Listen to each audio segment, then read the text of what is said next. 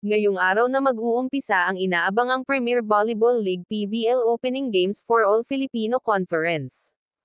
Magtatapat sa unang laban ang Petrogas Angels against Strong Group Athletics SGA mamayang alas 4 ng hapon sa PhilSports Arena, Pasig City, February 20, 2024, samantalang sa second game ng Premier Volleyball League PVL All Filipino Conference maghaharap naman sa alas 6 ng gabi ang Cherry Tigo Crossover versus Capital One Solar Spikers na bagong buong line-up ni Coach Roger Gorayev.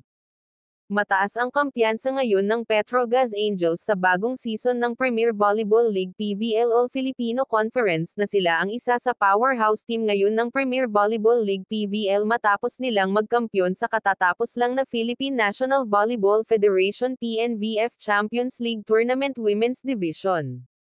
Dahil marami silang nadagdag na malakas na teammates tulad nila Myla Pablo, MJ Phillips and Brooke Van Sickle. Samantalang sa ibang istorya naman mga idol si Alyssa Valdez ang pangunahing ambassadress ng Alliance PNB Life. Ito'y isang uri ng health insurance na kung saan naglalayong protektahan ang physical at mental na kalusugan ng mga tao.